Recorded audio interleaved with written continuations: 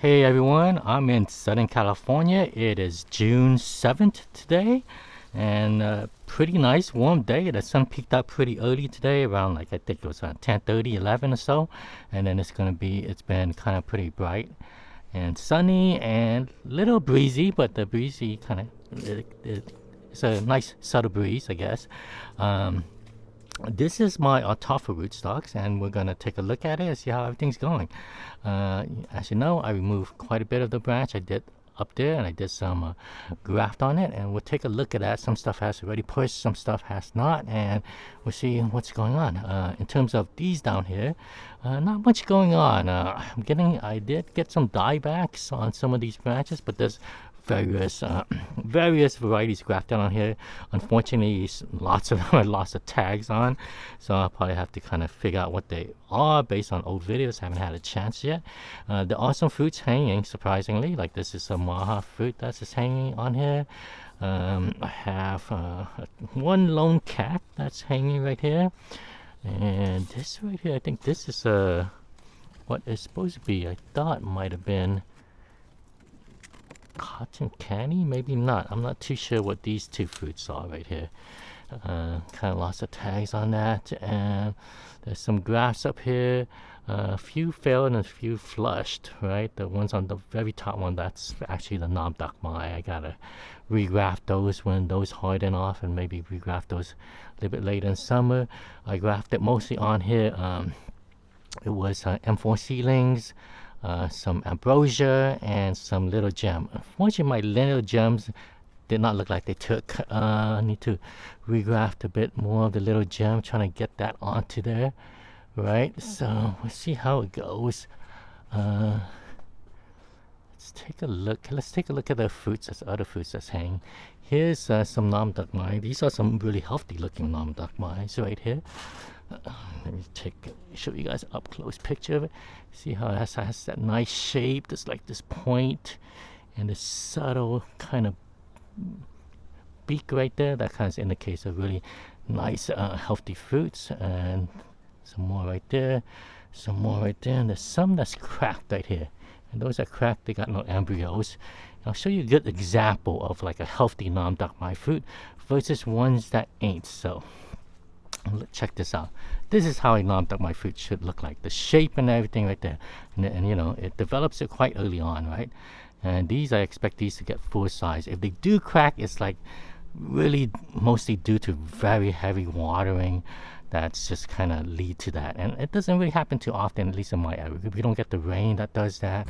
You know, weather's pretty dry and stuff, especially going into late spring and summer, right? So it doesn't, I only seen cracking on Nam Dak Mai if it's like a healthy fruit like this in the middle of winter. Like sometimes I have fruits that's hanging out through winter. We had like a really heavy rainstorm that lasts for a couple of days, and even though the fruits might be like 3-4 inches long, those crack. But besides that, it usually never happen if it's a healthy fruit. Let me show you an example of unhealthy fruits, right? Look at this, right? There's no embryo in there, and the shape is totally off. This is like an oval shape. You can see more of these right here, right? This is not a typical Nam Dak Mai shape, right? And then you can see some splitting already occurring on that. These are you either call these nubbins or embryoless seeds, embryoless fruitlets, but these I expect all these to crack. There's nothing, the shape is all wrong and stuff like that. And some varieties tend to split quite frequently, some don't, right? So a lot of the Thai varieties split like that. Some varieties hang on until they mature, and some varieties just drop all of them. So, you know. Okay, so this is a good example of some Nam Dak Mai nubbins. These will end up eventually cracking. And here's a good healthy one that will end up being a full-size fruit.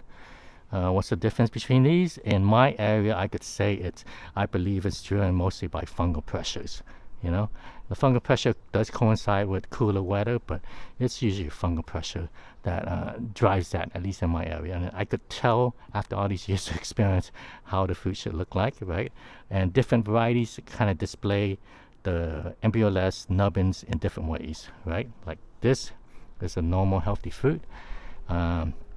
These are kind of more oval, so it takes some experience, but all the varieties kind of display is slightly different, right? So let's see. I have some graphs of stuff here that I hope that's gonna take, right? Got a bunch of M4s right here and ambrosia, some extra ambrosia here, some more M4 seedlings here, some little gems here, but they don't look like they're gonna make it. So gotta regraft that, and maybe regraft a couple more ambrosias. Got a few of the M4s on top to take right there, right? And I'll probably end up removing quite a, once these fruit gets a little bit larger, I'll probably remove this top canopy right here. You know, I'm gonna just remove it right there. So okay, so this is the first tree, guys. Let's go to the next one.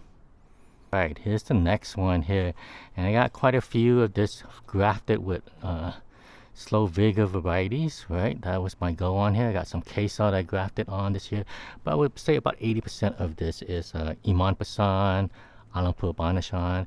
It goes by those two names, but that's an excellent fruit. It's didn't bloom this year, which I'm absolutely fine with. Gives it another year to establish some more branching and stuff, but about 80% of the new grafts there is Iman Pasan. Grafted some Gary here. I think it's pushing. It doesn't look like a strong push, but we'll see what happens. There is some Neelam I grafted here, but I don't think it's a Neelam, right? So we'll see what happens with that. Here's a Munkansi. This is the last one left. All the other fruitlets dropped off. Here's a little fruitlet right there. That is 03-18. It's on a tiny 1-inch graft, and I am going to let it hold, right? I will let it hold. I want to see what it produces in terms of fruit quality, and if it's something I want to kind of propagate more of, like, right? So here's a bunch of Calvamit. I mean, we picked quite a few of this already, just kind of eating them green. Right, let's kind of take a look at this on the other side. All these fruitlets that's hanging right here, this is all Juliet. So I'm gonna have a decent crop of Juliet, right? Here's one Julie that's holding this. I don't know if this is gonna make it all the way, but we'll see. I never had a Julie fruit. If this makes it, I'll be happy. I have this Julie graft right here, a few more inside somewhere there. Here's an ice cream graft right here with the small leaves, another ice cream graft that just pushed. All those red flushes right there, that's Iman Pasan / Ataulfo Banashan. You know, kind of goes by two names here in the U.S., but they're the same fruit here in the U.S. In India, I believe they're two separate fruits, but over here it's the same one. So let's see. So good crop of Juliet here. A couple more grafts I made right there. So see how it goes. See how it goes on this. All right. Okay, on to the next one. Here's the next tree, and this is just absolutely loaded with a bunch of stuff, right? Here's all the Calvamits right here. Here's all the Calvamits. You kind of see all the fruits. These are the long fruits right here. There's a ton of them inside too. I'm gonna try to pick most of these ones in the inner branches as the first one to be picked, because I do want to clean up this middle area and let the sun in. Eventually, like a lot of these vertical growths on here, I'm gonna be removing it just to kind of get the sun in on here. But yes, the Calvamit is quite loaded, right? Here's a lone sweet tart fruit right there. Here's some cax right here. These are cax. Cax looking pretty good. Cax, maybe half a dozen of them, you know. There's someone that has a bit of that red blush and a bit of that oval shape. That is Pickering, right? I think there's a few more Pickering somewhere. Yeah, I think those are all Pickering right there. Kind of interesting. I thought I had a bit of more red blush earlier in the year, and then it's kind of gone. Let's see. Here's a bunch of Mahas right here. There's a bunch of Mahas right there. I mean, what is that? Maybe kind of 3 dozen fruits. There's a few more Mahas that's kind of the branch kind of lean over there, kind of fell in.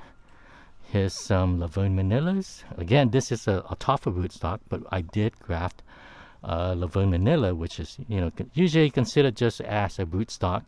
And this is intended to be eaten green, right? See the size on this already? It's a really nice size. So the Laverne Manilla is kind of really noticeable. They have this strong bend right here. This is still subtle right now, but a lot of it has a stronger bend like this, right at the bottom of it. And the fruit does get to a decent size, Most of the time, people think it's a little bit smaller fruit because it produces tons of nubbins if you don't even spray it. Very productive, right? And excellent as a green mango. Okay. So, here's a few more pickering right here. Pickering. I had some M4 fruitlets, but those all end up dropping. I'm okay with that. I had a decent amount last year, so I'm okay with it. Hopefully it does flush some vegetation on M4. I think it's getting crowded out a bit with these pickering fruits right here. Here's the M4. Hoping this push some more. Let's see. Now let's take a look at the Super Julie. That's the Super Julie right there. Have a decent crop of Super Julie. But again, it never looks like how the Maha looks like or anything else, right? So much of it dropped, but I'm looking at it right now. See, these are all Super Julie. Very nice size. Very nice size, I would say. See, there's some more. These are some larger ones right here, but they're kind of leaning a bit towards my neighbor's end. But I would say 3, maybe 4 dozen. Maybe 3-4 dozen kind of Super Julie fruits. But again, for a canopy this size, I think there should be more. Just because, this canopy does take it takes all the other side of this tree, and it's about a third of it, I would say. So even though it looks like quite a bit, I think it's not as productive as I want it to be, and it's just something to note, right? Excellent fruit though. Excellent fruit, right? You gotta pick these when they're hard and green, when they color break on the tree, and when they get just even a little bit soft on the tree, they don't ripen properly. It's almost like a disgusting kind of flavor. When you pick them very, very hard, mature, and they're excellent mangoes. Okay, so I'll probably after the video do a count of all the fruits on it, what's hanging, before more of it end up dropping, and see what we end up with. Like I said, I think there's 3 or 4 dozen of them. Okay, let me try to take you to the other side of this tree to take a look at some more of this Super Julie. This is Maha right here. Maha. Beautiful looking fruit. This is one strain of the Maha. I've kind of been calling this the pseudo Maha because it's lacking a strong aroma. That's the only thing about this one that's kind of unusual. It's lacking a strong aroma. And I believe there's probably at least 3 different Mahas out there. Probably some of them are like seedling grown, and the real one's supposed to have a very strong aroma when they ripen. This does not, which is not too bad. A friend of mine said, hey, maybe that's a good thing here, like the critters don't kind of get attracted to it, right? Tastes like a Maha to me though. Okay, so Maha, some Super Julie, more Super Julie. Check out the Caramid in here. It's loaded. I need to clear that out. All right. Okay. So quite a few Caramid, quite a few Pickering, maybe half a dozen or so CAC, and then check out my Super Alfonso graft. It's beginning to push some more. I gave it this kind of end of this branch, so I think it's going to be a very vigorous grow. What I'm not too sure about if it's going to be a productive producer, right? But it's promising. I think out of all the varieties that Zill has produced, I think the Zill nursery has recommended, at least to Florida growers, I'm in Southern California, but at least to Florida growers, that Super Alfonso has the most commercial potential. So we'll see if they're productive here, right? I think it's going to be very vigorous, but see if it produces. Okay, Some more fruits right here. I just love how when the mango kind of hangs right here at, like shoulder level, eye level right there, and you can just pick it, right? So here's some more super Julie fruit. Some calumet. So this tree this year has been highly productive. Last year produced, but not as much. Here's some more super Julie fruits, right? Looking really nice. Okay, and then some of these are nubbins that drop, and some of them aren't. Super Julie does a hard thin of itself. Even if the fruits has an embryo, it does a very hard thin of its fruits. Hard thinning of its fruits, right? Some more. Okay, and then get all these calumet. They're like looking really nice. I think they might ripen at the end of July. So, but we eat most of them green. Okay, guys. On to the next tree. All right, guys. Here's the next tree, 4 and 5. Right. This is mostly just calumet. We eat them green. This is kind of like a north. This wall would be north facing, right? So it does get a bit more shade. And what happens a lot of time on this side, and it's kind of interesting, is that a lot of blooms kind of end up being later. I think there was some initial first bloom here, but it fell. But the timing on this is always a little bit later. So the fruits that come out of here, this side, is usually a little bit smaller, right? Especially because we had that January, February hot weather, right? So a lot of the fruits I have on this way ahead of schedule compared to last year. Most stuff is like, I would say, almost like 2 months ahead. And this bloom a little bit later, so you're seeing some fruits that's less mature. There's even a bloom that's still hanging right there, right? And let me kind of show you guys some more smaller fruits right here, right? That's hanging. Lots of calumet right here.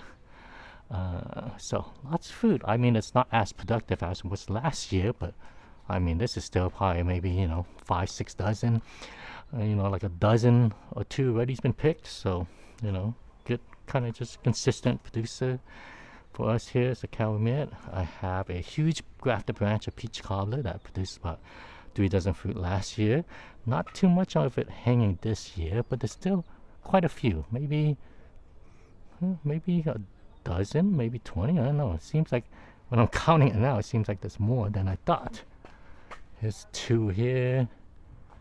Another one up there. 3, 4, 5, 6, 7, 8, 9, 10, 11, 12, 13. Maybe a dozen or more at least at the end of the day when if they hold up, right? So this is peach cobbler, right? Here's more of that branch of peach cobbler.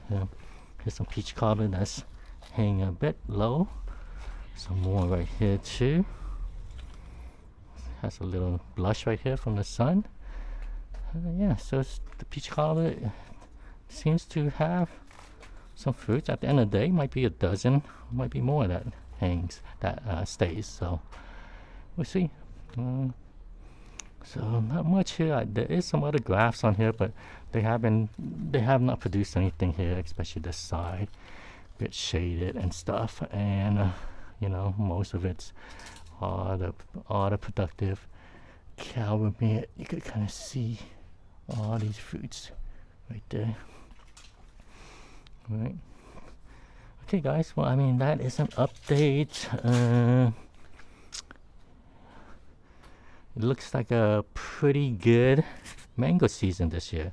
I honestly thought after last year that there was so much fruits last year, so much range of varieties last year. I thought this year I wasn't going to get that much range of varieties, but maybe more fruits, and I've been getting a bit of both, right? It's like a lot of stuff that's set fruit and a lot of production on stuff.